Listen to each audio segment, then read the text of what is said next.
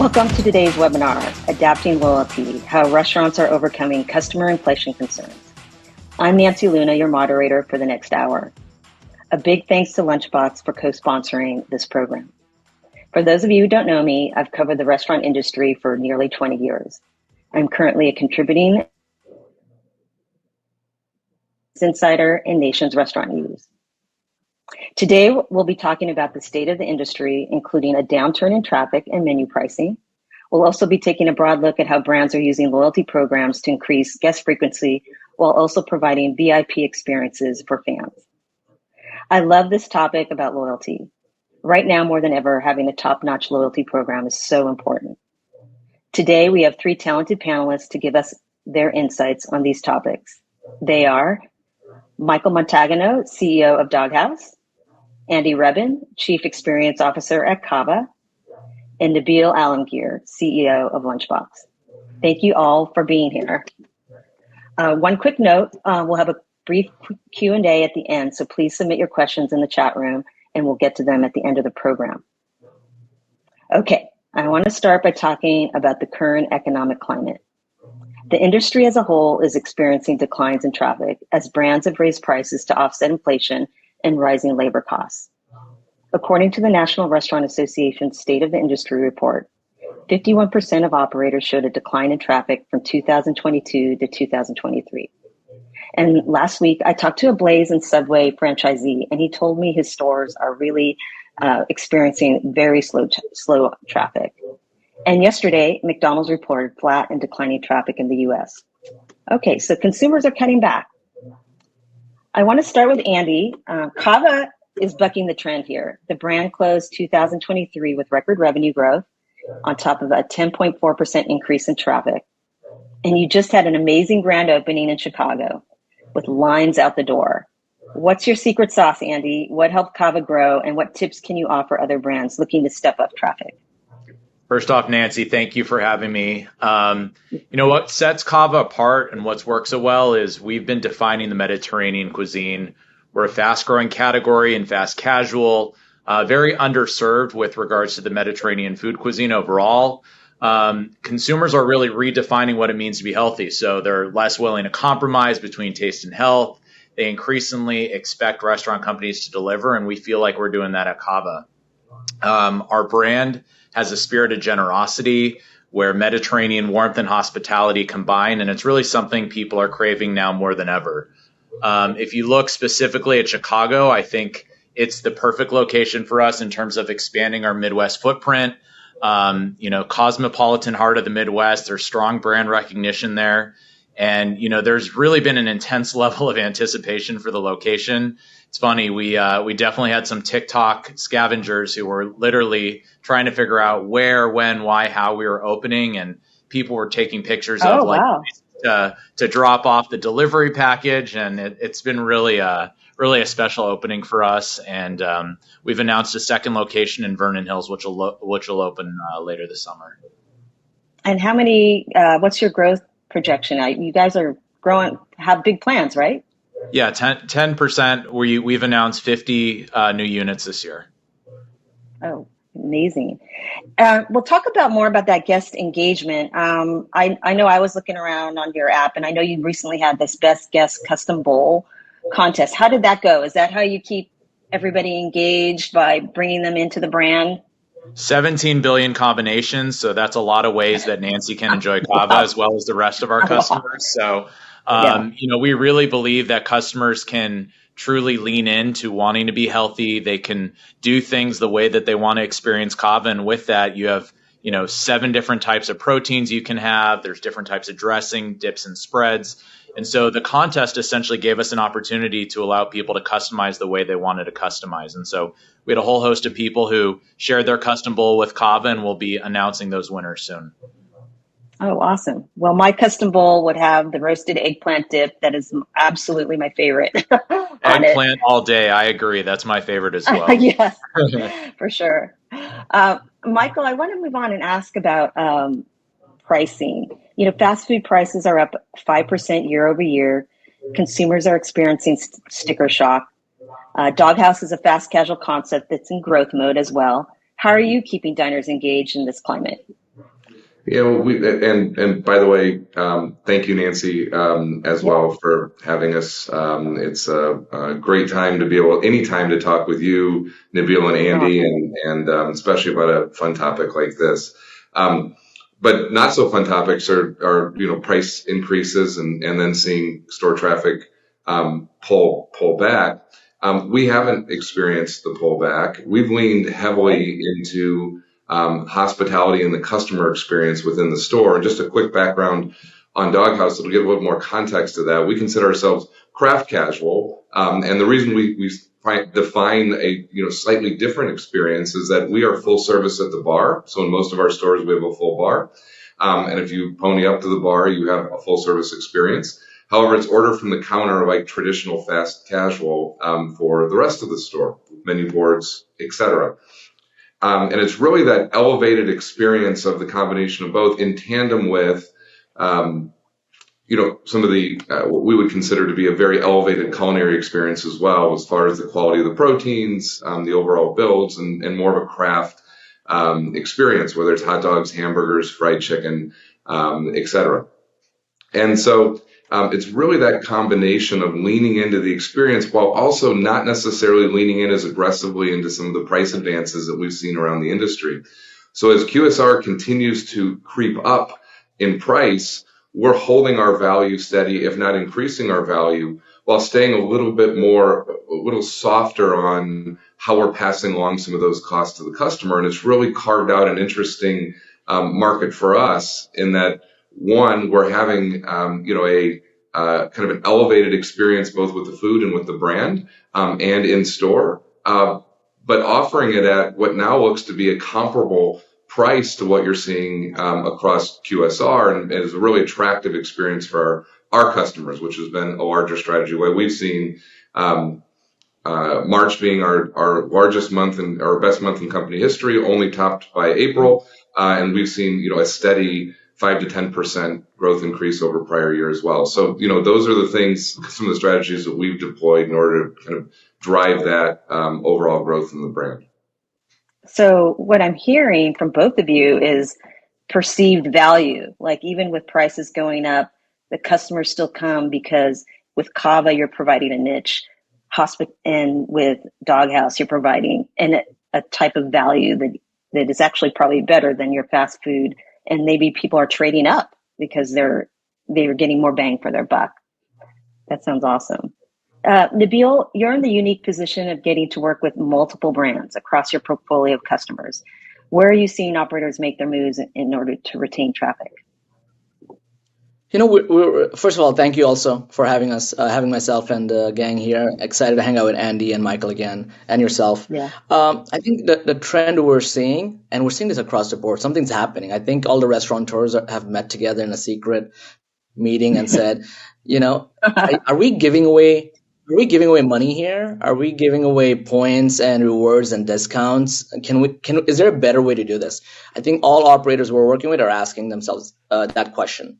I think, and the answers vary, right? The answers are, we have Clean Juice who said, we're going to redo our reward system, similar to how, Michael, your reward system is. Instead of just cash back, here's the things you can win with the points, the burger or the wings, and these awesome things you're giving away. We'll do that. So Clean Juice did that, and we saw a 90% drop in giveaway cost. If they were giving away 100,000 a month, they're giving away 10,000. So that's the first pattern we've seen. The second thing we've seen, customers like Zalad who said, remove our reward system completely. Our customers love us. They have a cult following. We want to focus on hospitality, and we want to continue to go ahead and just use technology to deliver great food and experience. So these are the questions and answers our operators are, wrestling with. And I think everyone's coming out of coma, if you will, of just giving away 10% cash for good because of inflation, because a return to hospitality, whatever it may be. But it's exciting, and I think this year and next year will be really different in how we approach loyalty. Yeah, I agree, and thank you, Nabil, for that segue. I want to shift gears to talk about rewards programs and give you a little bit of stats. First of all, 61% of limited service operators and 52% of full service operators say they plan to devote resources to loyalty and reward systems in 2024, according to the NRA's State of the Industry report. So we all know loyalty plans have been around for a long time. They're not new. They started off as punch cards years ago. I know I have one or two in my wallet, but now we're seeing sort of a third wave of rewards programs emerging. So Andy, I want to start with you on this one. How much of a role has loyalty played in boosting guest traffic at CAVA, and why are you making changes to the CAVA loyalty program right now? I know you're in some sort of test mode, right? Yes, we are in a test mode. So right now we have a test going on in our Houston market, and then we most recently rolled out in our Carolinas market. And really, we're thinking about our whole digital ecosystem. At CAVA, we're about 65% in restaurant and 35% digital in terms of our overall revenue. And, we really wanted to reimagine our rewards program with new types of rewards to redeem. And like I said, the plan is to really deepen that guest connection, create personalized and thoughtful moments, and give people the opportunity to redeem more things. So people will be able to redeem everything from pita chips to a free bowl. So you also went from dollars to points. Can you talk about that choice? Yeah, I think from a guest perspective, guests were telling us that there was an opportunity to optimize just the way we were interacting with them. I think points gives the power of choice, very similar to the way our concept is, we have a lot of different choices that customers can come to us for. And guests were telling us that they wanted more flexibility with the point redemption. And thus, getting the points, you can have different categories of redemption. And we feel like that's the most engaging way to interact with our guests. It also gives guests the ability to believe that rewards are more achievable. I think sometimes we run into the wall of customers saying, well, I need to spend $100 to get a reward. That takes a while, right? And so I think by offering rewards that are a little bit more within reach, you get a little bit of a higher engagement, and guests who may not come as frequently feel that they can achieve something as well. And when do you plan to roll it out? Like, when will you know it's, you've gone through all the stage gate testing and it's ready to go out to the rest of your regions? Right now, what we've announced is later this year. So I believe it'll be at some point in 2024. But again, we continue to learn, we continue to optimize, and feel really good about the initial results we're seeing. Great. Can I just yeah. I just downloaded the CAVA app today, Andy, and I gotta tell you, when you go and modify your bowl, the fact that it scrolls from left to right is amazing and gorgeous, and it almost feels like you're walking down the line. So I can constantly, and I downloaded the app like a couple of months ago, and you guys are constantly making this optimization. Some of them are rewards, but so much of it is also just bringing that in-store experience digitally. So we totally see it here. Nabil, I appreciate the compliment. Yeah, we really designed the app to be that kind of visual builder, and it was designed to mirror that excitement you get when you build the CAVA bowl in restaurants. So like, as you said, like you walk the line in the restaurant, you'd similarly walk the line in the app. So I appreciate the recognition there. Yeah, I personally love an app where the ordering process is like the in-store experience, especially when you have sort of a build your own concept like CAVA and a Chipotle. So great point there, Nabil. I want to talk to Michael and ask him about Haus. Now, you just launched a whole new rewards program this year. Can you tell us about what went into building the program and what you were looking for? And did you model after any particular brand?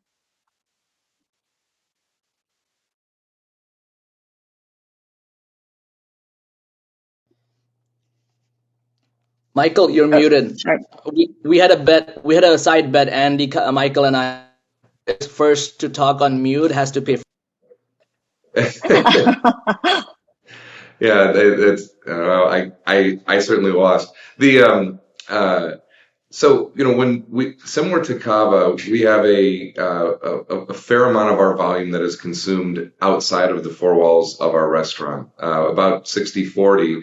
40% being through 3PD. And so we have a heavy reliance on kind of the off-premise customer and the off-premise experience, despite being a full bar in most of our stores. And so obviously, loyalty as we think about it, I think, at least on this call, is mostly about how you're ordering virtually, and the application, how that ties together. Our importance was about how it blends both the virtual experience and the in-store experience, and hoping to actually drive customers into our stores, both for redemptions as well as additional ordering, to kind of cross-pollinate the experience.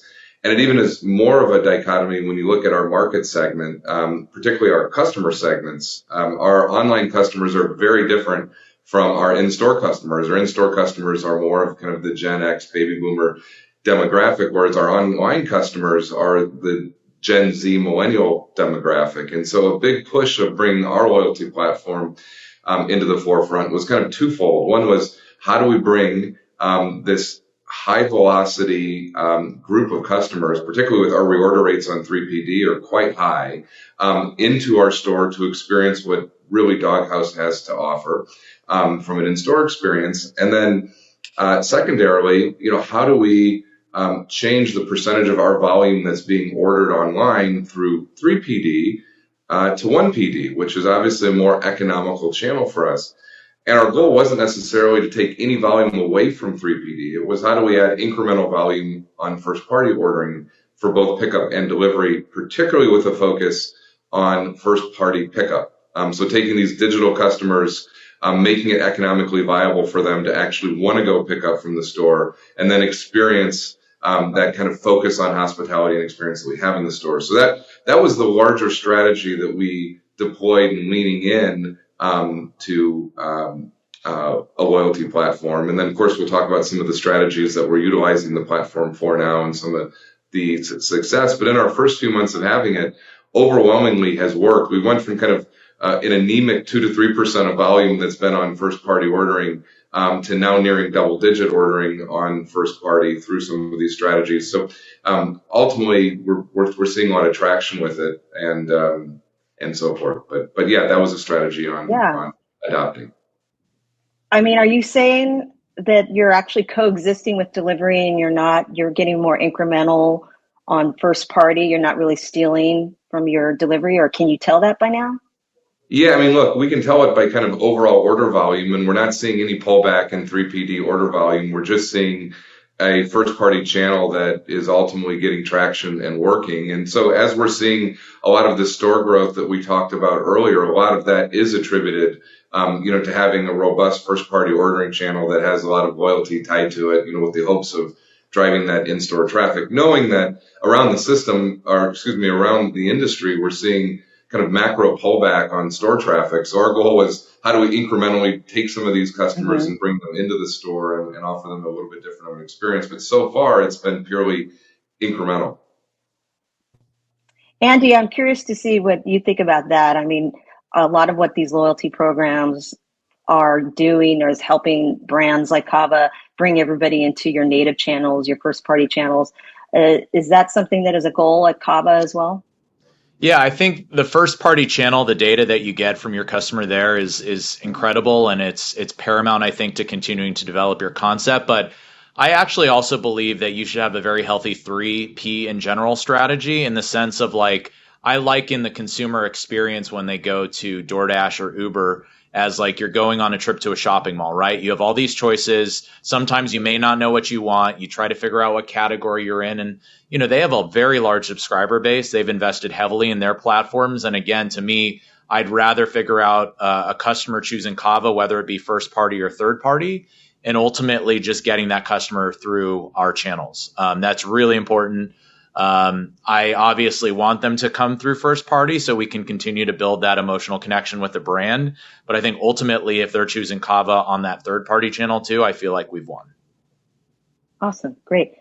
And Nabil, from your vantage point at Lunchbox, what innovative trends and loyalty programs are you seeing across the industry, and how are these making a difference in engaging customers, especially amid inflation? And also, if you'd like to jump in on this third party talk, I wouldn't mind hearing your thoughts on that. I think I'm with Andy, right? And Andy and I talked about this a couple of days ago. We touched this topic as well. I think Andy and Michael have made it very clear on why you should download their app or order from their site. They have made it very, very clear. Most of us in restaurants haven't made it clear. I get a free CAVA bowl on my birthday on the CAVA app. On Michael's, there's so many BOGO offers that I want to take advantage of that are happening from his site. And I think they have made it clear why you should come direct. And I think that's why, we as consumers will want to download those apps. So, and at the same time, I also am a user of a third-party system. I'll not name which one because I'm tired. It's 9 p.m. I really need to just reorder something, and everything's here, right? So I think our job is to have like Andy said, a healthy relationship with 3PD, and also try to convert who want to be converted. Everyone doesn't, right? Some of them want to be a customer of Uber Eats, so we should respect that and allow that to happen. So that's my thought process there. Just a continuation of what Andy and Michael have said. And in terms of, how, what we're seeing, the other question about, in the face of inflation, what are restaurants doing with their loyalty system?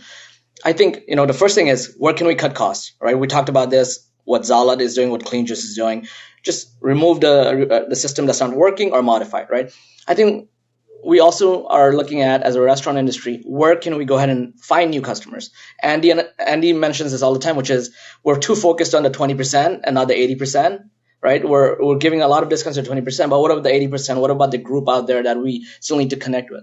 So I think the two places where loyalty is making taking the conversation forward.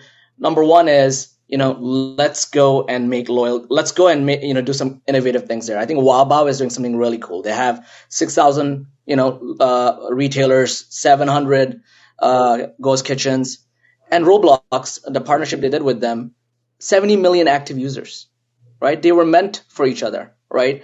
In terms of, having access and distribution. So what have they done? They've created this amazing game on Roblox called the Dim Sum Palace, and you can play there. And you can go ahead and have real life ROI as a end user, as a gamer. I think that's very interesting. I think that's the beginning of a conversation that Jeff and team there is moving it forward. And that's exciting to go ahead and not only find new customers, but also do loyalty the way it was meant to be done, right? Michael, did you want to add something? No. And then there's another example, another place we're really seeing loyalty make an impact is catering.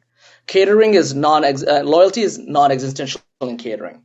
Like I would say 95% of catering systems out there don't have loyalty.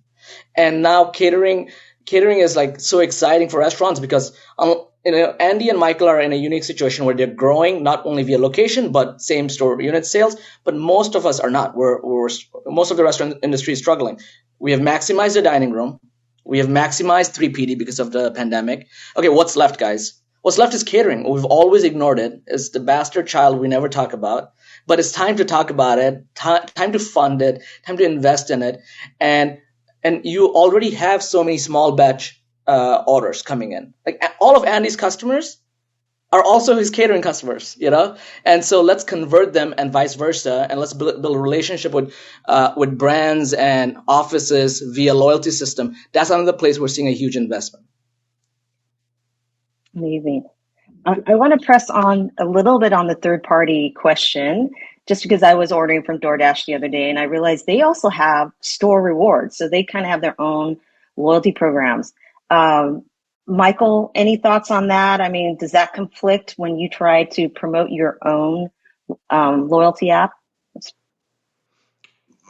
Not necessarily. Look, I think that, similar to what Andy said, what's very important to our system is coexisting on both. And I agree with Nabil and Andy that there are certain customers that will just prefer to go, to Andy's point, the mall, to make their decisions once they ultimately get there. And then there are very loyal base that are, coming to our store routinely, once a week that are going to naturally lean into the app. The cool part about our loyalty platform is that if you check out at the register, it automatically gets you points. And if you're ordering through the app, it gets you points. And ordering through the website, it's getting you points. And so it's cohesive together to really target those customers that are your highest frequency customers that you want to treat well and reward and have a great experience with, because they're the ones that are really kind of the lifeblood and the foundation of your brand. But when it comes to 3PD, we also have great reorder rates on 3PD. And if they want to order through, DoorDash or Uber Eats, and they can get rewards for doing it, it makes them more frequent customers. That's great. We're seeing a higher and higher percentage of our customers that are either DashPass customers or Uber One customers, et cetera, Okay. as compared to customers that are part of neither, right? That are, kind of either newer to the platform or don't subscribe to their,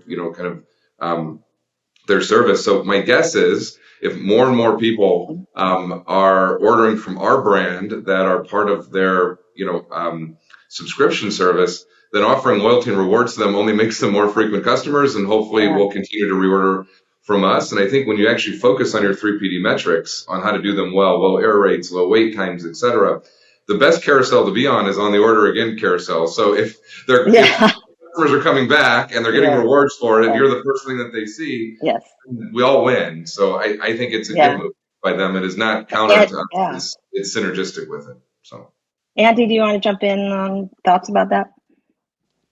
Yeah, I mean, I think similar to what Michael said, we're obviously just trying to make sure that we get the customer back. We want to be top of consideration every single time. We recognize they're not always going to choose us, but to be a part of that consideration set and have them be a part of that rotation, I think is huge. Personally, I'm not keen on doing the loyalty program on third party. I think you continue to reinvest in your first party channel and, give the reason to believe why your first party channel is a superior experience, obviously with, the best pricing, with being able to build the reward bank, the personalized experiences, all those reasons to believe are great reasons. And to me, again, with DoorDash, like Michael said, and Uber Eats, you have the subscription services, which obviously you have the ability to get the free delivery for the most part. You're going to get a lot of service fees now, but that's another way that you can experience a brand if you so choose. Yeah. Good point. And let's not forget, a lot of brands do inflate on third party, and that's something that is a good reminder to consumers. And on CAVA, I know you tell them that it's transparent on the app. So I do appreciate that as a user. I'm going to move on to personalization and rewards. One thing we hear in the industry is the need to expand rewards beyond just discounts. Operators are eager to adapt their loyalty programs to innovate around experiential offerings and VIP exclusives. We've seen this play out at brands like Taco Bell, where their loyalty members get a chance to attend VIP experiences like new menu launch parties. I think Taco Bell hosted a bunch of fans in Las Vegas, like in February. It was wild. Another example is Shaquille O'Neal's Big Chicken is offering loyalty members right now the opportunity to go on a cruise if they earn enough points. So for the whole panel, what do you think about these experiences and how can operators leverage them so this sense of FOMO to enhance loyalty and customer engagement? Let's start with Andy. Do you plan to have these types of experiences as you develop your new app? I think it's important that you stay true to your concept and to your brand, to the narrative. I think, those experiences are neat, but obviously they're neat to the respective if it helps build the brand. I think you don't want to create a sense of tongue and cheekiness where, it cheapens the brand based off of that type of experience that you deliver. And, part of our tease for the launch of our new program is we want to make it personal. We want to understand what our guests want, why they're going to want more CAVA, and ultimately we'll deliver. We definitely feel like we have a very unique concept offering, and that will also be reflected in the loyalty program and the experiences we're offering through that relaunch. And how about you, Michael? Yeah, look, I think similar to what Andy said, we want it to be personal and we want it to also be obtainable and achievable. So, where we're looking at our rewards are more incremental, quick hits and wins where you're getting rewarded more frequently for being a loyal customer and ordering from the brand. Not to say that sweepstakes or other things aren't great. I think there's a time and place for those, but our focus is more on that incremental win of free tots or a free dog or, and so forth. So that's part one. I'd say part two, our exclusives are also more obtainable. So it's an LTO and it's only available to app users and members of the loyalty platform. And so they get the interesting, we called it the couch cello burrito because we were at the festival, for both weekends serving customers there. Or alternatively, special promotional offerings that are only available to, our folks, but also not like crazy promotional offerings. Yes, it's a BOGO. You can, on National Burrito Day, you order a burrito, you get another burrito, and that's available from all of our stores across the country. And so, really things that are immediate, real, obtainable, and they feel like, but also surprises and delights them. Pretty cool that they get it, or pretty cool that they get a freebie, or pretty cool that this happens, rather than making it such a long tail that it doesn't feel like it's real or obtainable. Nabil, what are your clients talking about in terms of loyalty and in terms of VIP experiences? What are your thoughts? Yeah, I think I'm not going to add much value, but continue to recap what the other two have said, which is you have to be true to your brand and true to yourself. Consumers are getting so smart; they can sense it when you're pretending to be anything you're not, and when it's not true to your brand. If your brand is loud and you're out there and you're renting out an entire hotel, and that's the experience you're doing, that's great. It makes sense, and the users understand that, right? But if that's not your brand, I think you need to stay away from that. So, like, what is important to your brand, and what behaviors are important to you? I would assume, I would assume if Andy did a campaign which was all targeting lunch crowd or offices in Manhattan, no one would bat an eyelash, right? Everyone would be like, okay, we get it, right? I think the same thing for Michael. I think if Michael was giving out like tattoos at a store opening, no one would say there's a problem with that, with the burritos and how they're designed and how the brand is designed and how the art is designed. And I think that's what's important, which is, tell the story that you're trying to tell, do it genuinely. And if that's not loud, and that's fine, right? But what we're noticing is, operators getting really savvy. Like, for example, Clean Juice, one of the things they've done is they have a subscription program. I think most subscription programs are boring, but the one Clean Juice has makes sense because you want to be on a cleanse program, and there is a schedule to that, a cadence to that. And that it makes sense why you'd become a subscription member there and get that on a weekly basis or a monthly basis, so you can stick to the program. So there was some elements that was genuine there, and the consumers responded. So that's my add-on there. Yeah, I'm with you on subscriptions. It has to be right for the brand. I mean, I think Panera Bread has one, but they're selling for coffee. It's an addictive product, so I think doing that, it's the right program for them. I would also say that Yeah. specifically with subscriptions, consumers are a little bit fatigued. You think Yes. about all the different things people subscribe to, whether it be, a cable service or something from an Uber delivery fee piece, and all these subscriptions like add up. And I think you have to be, like Nabil said, like for a juice or beverage led concept, that type of, frequency happens very regularly. It's very much a habit type forming thing. And so subscriptions will make sense if your concept, really speaks to that. Yeah. I wanted to switch back to Michael. You mentioned the BOGOs that you have been offering through your app. And I know Starbucks does extra points on certain days. I think you mentioned when we chatted before something about reward multipliers. Can you talk about that, and has that worked with your BOGO programs?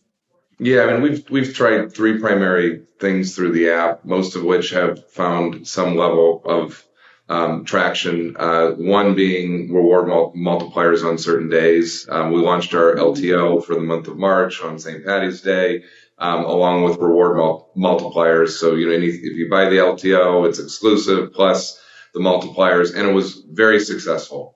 We got lots of new downloads, lots of usage on the app. And ultimately sold through the LTO probably faster than what we intended to. And so overall, the reward multiplier kind of shockingly drove a lot of additional traffic, and I think shows how meaningful consumers find, a quality rewards platform. I think it was very early in our life cycle with rewards, and we thought, wow, this is fantastic that consumers really react to it because they really value it. And that was kind of validating to rolling out the platform and everything that goes into it.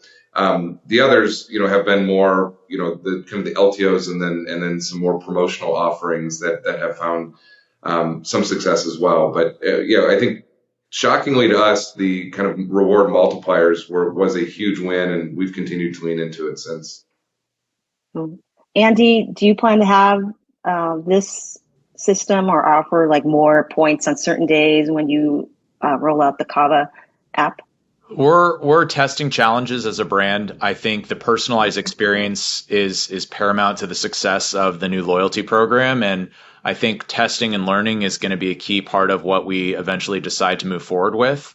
But for now, what we've shared publicly is that we are doing challenges as part of our loyalty program test, and we'll continue to evaluate how that performance is, and continue to be a category defining brand. Great. I want to move on to Nabil. Looking ahead, how do you see the role of technologies evolving in loyalty programs, and what new innovations are you excited about and planning to implement it at Lunchbox?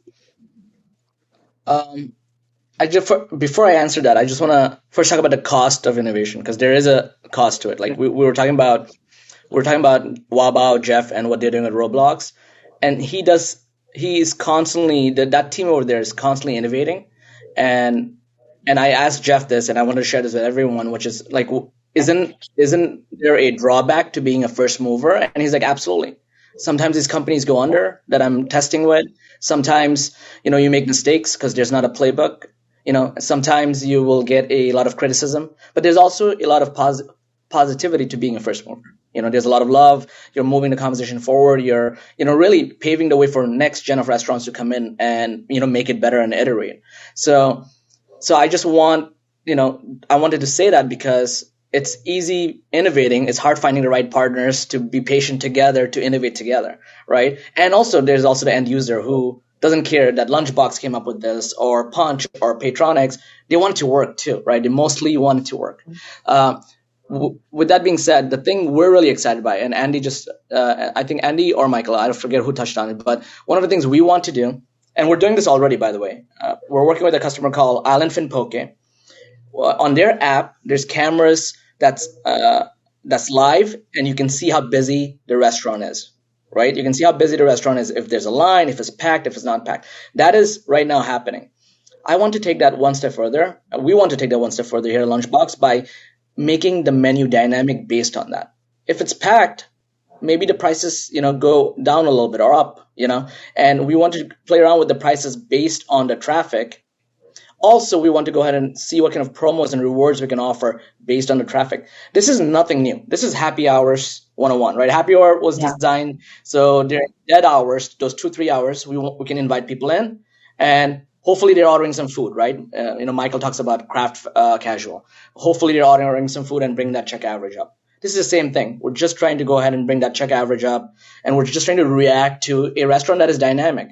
So that's something we're working on. We're really excited about. That's, I think, going to be very normal in the near future. And I think, we're just, a couple of months away from that. Wow, that sounds really cool. So more like flexible pricing, changing it based on what you see. It's nothing AI driven. Humans are still kind of watching. Yes. No, not the. It will be image learning. We'll be looking at the restaurant and see how busy or not busy it is. That will not be human, but the reactions will be very basic, right? Like, okay, 80% capacity, do X behavior, 20% capacity, do Z behavior, right? It's not that hard. We're just not doing that in restaurants because it's hard being a first mover. It's hard innovating. Andy and I talked about this on a panel a couple of days ago, which was I think Wendy's or Denny's, I forget. They had surcharges and they received a lot of feedback for it, and I'm grateful for them because they're moving the conversation forward. We get to iterate and test on top of that. Right. Well, since you brought it up, and it's a little bit of a segue topic, but I got to ask the other two panelists, what do you think about this and this form of sort of dynamic pricing that Nabil is talking about? Andy, maybe start with you. I think part of it is how it's positioned. I think that's a huge part of the way that you can test customer receptivity to it. I personally don't believe in it. I think that it provides a little bit of uncertainty amongst the customer base. You can make the argument that it's happened in travel, it happens in grocery because things are always going on sale at different points in time. But I believe in consistency. And I think, in a uncertain economic environment, people rely on that consistency. Especially from restaurants. And to me, I don't necessarily believe that dynamic pricing is the way. At least right now, my opinion might change, but what I've seen so far is there has been a bit of an adverse reaction to it.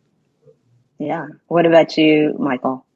Yeah, I guess I'll start by saying happy hours across our platform, whether it's LA, Chicago, New York, anywhere in between, continue to be a meaningful part of our business. And so the idea of being able to come into a bar and get a discount on, the draft that you order or on the shareables, has existed for 14 years in our brand and will exist for the next 14 years for our brand.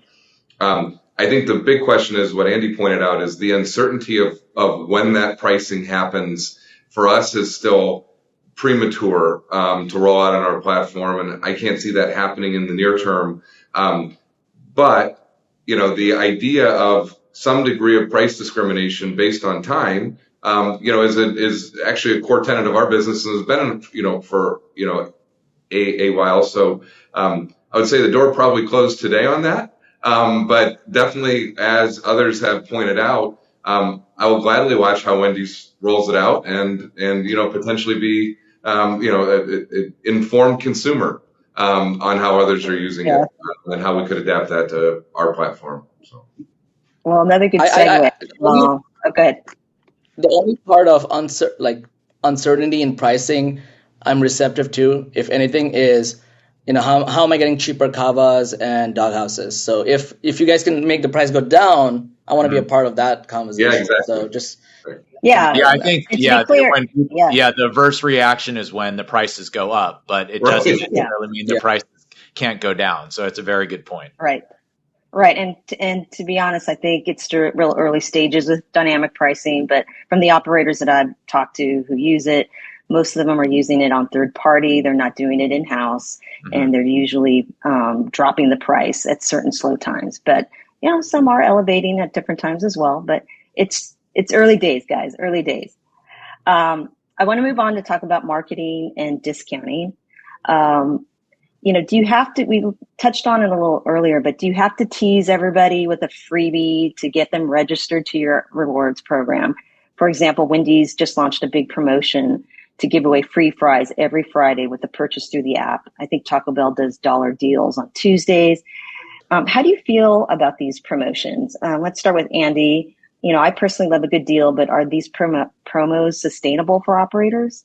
I personally don't think they're sustainable. I think there's other ways that you can engage with guests. I know Michael said previously, and like I said, that the challenges component or the accelerators, I think, are meaningful contributors to the bottom line.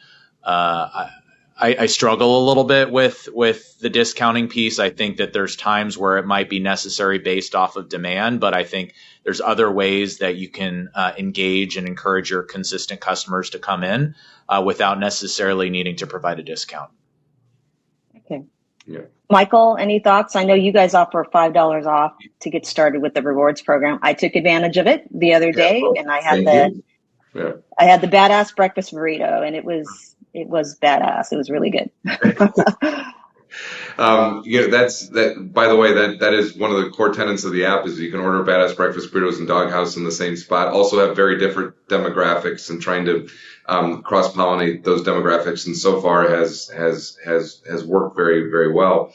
I would completely agree with Andy. I think our hope is by engaging with our customers online in a more personalized experience, with the rewards platform, that we don't have to give away food or give away massive discounts that devalue, potentially, the brand or the food items. Andy, I believe, can call the shots across all of his stores. I have franchisees across the country that, far would prefer to give LTO offerings or something special in the app or generate rewards in the app rather than giving away food. And so, that I think on our platform only really happens in kind of isolated cases, which would be that first download. There is some intrinsic value to that first download, the acquisition cost on the customer to get them onto the platform, we're obviously willing to pay for. Or in like, special days, National Burrito Day or National Hot Dog Day or, but really the goal is that our customers are engaging with the brand. There's trust on what we're pricing at, and they can earn those special rewards through being a loyal customer rather than a giveaway. Nabil, what do you think? What do you talk about with your customers about constant promotions or freebies? As Michael and I were talking about it during when we were just jumping on a call to not practice, but like we jumped on a call to just go through the format, and him and I were talking about it, which is I totally agree. I feel like it's we're all part-time marketers here. We all know that giving away something for free devalues your brand. And we do it so readily here in the restaurant industry. We do it so much. We do it without any intention sometimes. I think giving away free food is a moment of celebration for a new store opening or the National Burrito Day. I mean, it's a moment of celebration. Besides that, I don't know why we're giving away free food, right? And I think to Andy's point, there's so many other ways we can engage. I am super excited about his app because it scrolls left to right when I'm ordering modifiers and there's a picture of every single item. That does it for me. I'm happy with that. I don't need free CAVA. I'll accept it. Thank you very much. But I'm happy with that experience. That was very cool. When I go to my favorite restaurant, and then whenever I take people, they always say, welcome back. And I look awesome. I look much cooler than I am. All right. And the people I brought with me to the restaurant, they're like, oh, you're a regular here. That is great for me. No discount needed on that check. So I think there's so many parts of hospitality that we've lost touch with that we're bringing back now because of inflation, because of, labor prices. I'm excited. I'm excited for us to look at loyalty again as more than giveaway. And I'm excited for technology companies like myself and ourselves to, keep up with, Andy's and Michael's and the operators' demand that, hey, 10% cashback is easy math, and that's why you built it. That's great. I actually don't need that. I need X, Y, and Z, right? So that's my point of view here. Yeah. Well, thanks, Nabil. And that's another good segue for me because I want to move on next to talk about personalization. Andy, CAVA has been a leader in personalizing the guest experience. Can you share how you plan to leverage data and customer insights to tailor your loyalty program?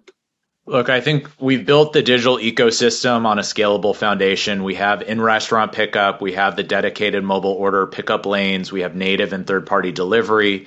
We talked about catering a little bit earlier. We have CPG offerings. We've made a lot of investments in the core technology to deliver a cohesive brand story through our app, web, restaurant digital menu boards. And we really have the ability to adapt that to the local market. So I would just say we're constantly evolving our data platform to make sure that we elevate the guest experience and ultimately make sure that our restaurants are able to scale as we grow. So we're very much invested in data, and we invested very early on, and we believe that we'll continue to evolve our data journey. Great. We talked a lot about, Nabil talked about the in-restaurant experience and that hospitality experience. Michael, how do you bring that into the app? For example, how will the app know that, my favorite item is, the badass burrito, and maybe recommend it, maybe even offer me a discount every 6 months? Do you think that's somewhere down the line where you plan to go? For sure. I mean, I think Andy hit it on the head. It's on a couple different occasions throughout this. The first being that unlike 3PD, you actually know who your customer is, and you can communicate with them regularly. And so that, to the second point, the level of data that you have, through a rewards platform is so much more robust and allows you to be far more targeted and, to Andy's word, personalized. And that is, there's the basics on the app, which is your order again feature. So, you're naturally, by the very nature of the app, putting things back in front of customers that they have ordered before, but also promoting them things that they have given us positive reviews on the back end. It also allows us to get real-time data on how our experience is that isn't necessarily on a website that's public. If we messed it up, it gives us a chance to make it right. If we did it great, it gives us a chance to remarket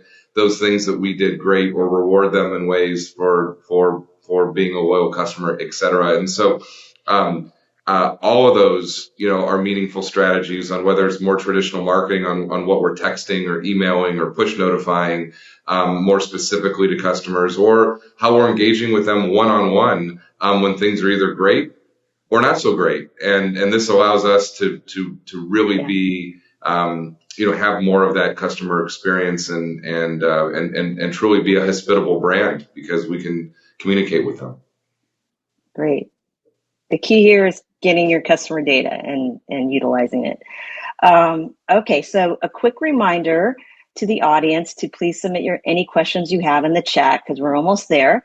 But first, it's time for rapid fire questions. So I hope you guys are ready. We'll start off with Andy. What is the number one thing to focus on in 2024 regarding adapting loyalty? So that's for everybody, starting with Andy. I think not being afraid to take little bets. I think the panel had shared this earlier, but obviously there's not one silver bullet to a loyalty program. And I think willingness to fail and learn and pivot and adapt quickly is a key to success. I think different brands are in different stages of their loyalty journey. And I think the willingness to try new things and disrupt while staying true to your brand is going to be a key to success. Great. Michael? What do you think you should focus on? Number one thing in loyalty. The quick hits point is 100% right. We've been trying quick hit after quick hit after quick hit, and just watching the data. I mean, you don't even need to run the thing for very long to get pretty meaningful data set if you have enough stores. Andy has obviously a lot more than we have, but there's still a very large data set to be able to learn from very quickly, and I think that's obviously critical. The big thing we're focused on is we don't yet have classifications or tiers in our rewards platform, earning certain statuses along the way. We think that could be an interesting add-on. We just wanted to really understand the data and how consumers are engaging with the rewards first before rolling out something to make sure it's meaningful. But that'll be one of our major focuses. Awesome. Looks like we lost Nabil. So until he comes back, I'm going to move on to the next rapid fire question. What's your boldest prediction for the next 10 years in guest experience? There he is. Okay, we'll rewind a bit. Nabil, what is your number one thing to focus on in terms of loyalty in 2024? My number one thing to focus on is to pick a hotel group that has great Wi-Fi. My number 1B is to I think it's what I've talked about maybe for the last hour, which is hospitality-led loyalty programs, right? And if if someone is coming in for lunch and they're a regular. If it was a single restaurant and I was the manager, I'd buy them a drink. If they were upset, I'd fix that order.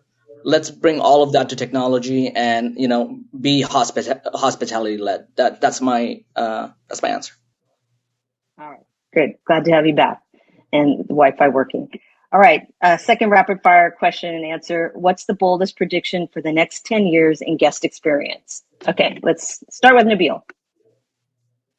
Okay, my answer would be I think all apps. I think in the next 10 years, it would not be odd for me to expect Michael and Andy's apps to have, people I can talk to, like FaceTime with in the app. Oh. Maybe talk about nutrition, talk about food, talk about, hey, my order's not here. And for me to have that connection that I have in their restaurant that I love, I would love to have that in their app. And I think we will, definitely have that in all our apps. It'll be expected very, very soon. All right. Andy? I love Nabil's answer. Somewhat on a similar note, I think that you've seen Amazon be the leader in terms of customer service resolution. And I think you've seen companies like DoorDash and Uber use real-time analytics to kind of solve problems, how valuable that customer is, and how quickly can they put the order issue to resolution. I think you'll see faster resolution times, and I think you'll see more dynamic use of data to help troubleshoot guest experience. I think one of the most frustrating things as a consumer is when you have a flight delay or there's an issue, you have to call the airline. They say it's going to take 3 hours to call you back, or the 3-hour line. And to me, it's about the real, dynamic resolution of the guest experience problem. All right. Michael? Yeah, I think, and we've come a long ways on this, but I've always been a believer that you meet the customer where they are, and offering, more dynamic ordering channels and being able to, because I think what does guest experience really means, what's meaningful to that human being in a more personalized way that Andy has touched on. And so for us, it's little things like QR code ordering from the tables we're experimenting with. If they want another beer, they don't have to go back and wait in line. I think the kiosk experience will be revolutionized by what Nabil was actually talking about, and being able to use voice to actually order in a way that ultimately changes not having to push buttons. I think that ultimately will be a thing of the past. But meeting them where they are, I think there's going to be a lot more interesting ordering channels. I think there are people that are doing it, potentially through gaming and other areas where you're going to be able to order or reorder our cuisines a lot faster than the way that you currently order them now. And if we think the marketplaces were revolutionary on being able to open your app and, push a couple buttons and order, I think that will dramatically change on how fast and how quick you can order over the next 10 years. That's my guess. All right. So we have a few minutes for some questions are coming in. So for the panel, I believe this one, what is the root cause of higher menu prices if you had to pick from food or labor? Oh boy, who wants to start? I'm going to take myself out of this one. Okay. Well, the operators, what is the root cause of higher menu prices if you had to pick food or labor? Andy? I would say it depends. I mean, it really depends on the situation. It depends on supply chain contracts. It depends on local municipalities with regards to the hourly wages. It's a variable factor. I don't think there's one right answer there. It really is. It depends. Michael? Yeah, I mean, it's so trade area dependent. Like California, obviously, is much different now than it was a month ago with the minimum wage law, and so that became, a more, a bigger component of kind of pricing. I think longer term, because of technology, that the supply chain is actually something that will be pricing will be more dynamically based on the supply chain and less based on labor over time. But I think in the short term, and by short term I mean the next 5 years, I think it's case by case and almost probably equally weighted. Okay. For Nabil, this question is for Nabil. Where should operators begin if they want to address catering loyalty programs? A lunchbox would be nice. But I think the long answer is this. I think rewards for small batch orders are not, you can't transfer them to catering, right? The average catering order at Lunchbox is like $560. The average small batch order is, around 30, 40, $50, right? So it's very different. Let's say it's 10x, right? You cannot give that catering order almost like 10% cash back, right? That's giving away $50. You can do things that are more exciting, right? So I think loyalty in catering needs to be approached independently, right? First of all, you need to have the technology available. That's what we've built here, and we're really excited about that. But more importantly, you need to look at that as an independent strategy. Someone who's trying to do catering in Manhattan, their strategy will be completely different from someone who's trying to deliver, birthdays and other celebrations in the suburbs, right? And also, how do you go ahead and make it easier for the catering manager in Manhattan to go ahead and pay, get their points, take care of everything they need to? They have a budget to work on. So those are all the things to consider. But one of the first things you can do if you are trying to invest in catering and catering loyalty is first go on the 3PD of catering, right? Go on Easy Cater. see if there's a demand, refine your process there, refine your packaging there, your messaging, your menu. And then when you have all of that, this is what we've done even in third party to first party, regular small batch order. Then let's go invest in a company like Lunchbox, get your first party white label system out there, and put a catering program that makes sense. It's not going to be giving away cash, but it is value, ease of use, and working with those catering managers to go ahead and help them reward whoever they want to reward. Maybe they're trying to go ahead and see who's the highest performer at the office this week and want to do something extra nice for them, right? So those are all the things we're investing in. But that's my answer for how to get started on catering. First, look if there's even demand. Thank you. Well, sounds like another topic for whenever we're running out of time, but I want to throw in one last question here. Can you all share any insights or lessons learned from previous loyalty program initiatives that didn't perform as expected, and how did you adjust? Maybe Andy, I mean, there's got to be a reason why you are changing up the program. I think you look at data over time, you look historically at the way that the industry has gone, and many initially started out as dollar-based models. And I think consumers are telling us across our brand at least that they want the flexibility, they like the power of choice. It's part of our concept that you have a lot of different choices you can choose from. And I think similarly, they want those choices and flexibility with the rewards too. I can speak on behalf of some of the other brands I've worked for too. People tell you that they want to be able to decide what they can get versus an exact dollar amount reward. Great. Michael, I think for you didn't really have the program, right?